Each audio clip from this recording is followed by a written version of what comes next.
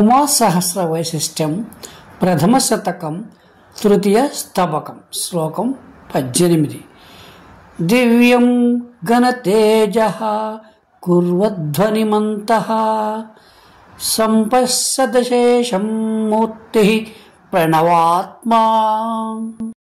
తాత్పర్యము: అందరిలో అవ్యక్తమైన నాదమును చేయుచు సర్వమును చూచు అప్రాకృతమైన స్పర్శాను భవయోగ్యమైన జ్యోతియే ప్రణవరూపమైన మూర్తి. శ్లోకం 19. దివ్యో ఘన సోమః సంధ్యన్ రసమంతః భుయింజన్ భువనౌఘం పీయూష శరీరం.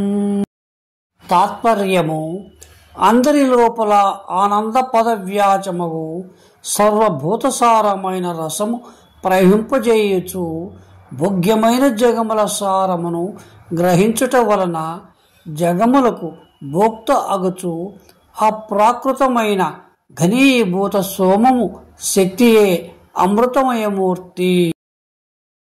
శ్లోకం 20.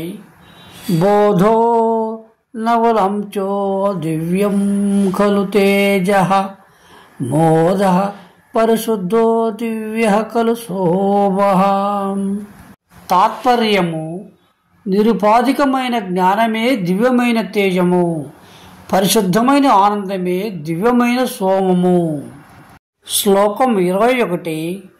సోమాంశమహోంశౌ యాతో ఘనభావం పితృర్భవనానాం సంకల్పమహిమ్నా.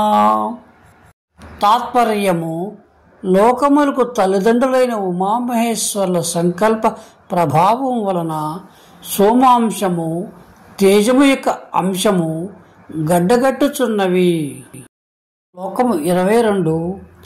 ఆరాధయ శీర్షం తం చిన్మయకాయం అనందమయాగ్నిం త్వం దేవి కిరేయం.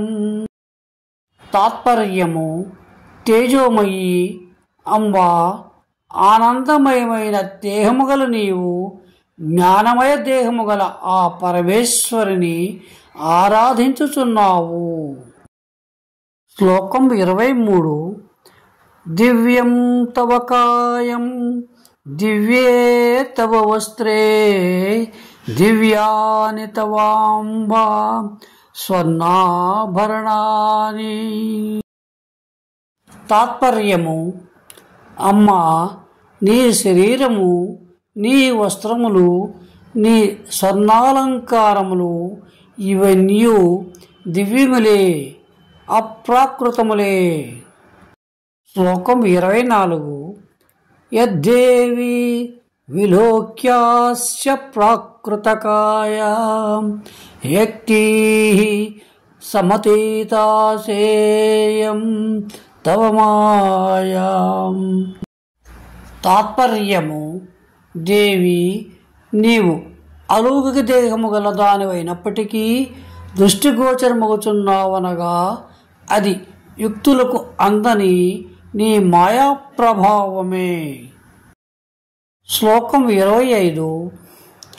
నవ్యాస్తనుమధ్యాః ప్రజ్ఞాం తనుమధ్యాం విద్వత్సతసీమాః సమ్యక్ ప్రధయంతు. తాత్పర్యము: కవి క్రొత్తగా తను మధ్య వృత్తమును రచించిన ఈ శ్లోకములు అనాది అయిన ఉమాదేవిని పండిత సభల యందు చక్కగా తెలియజేయుగాక.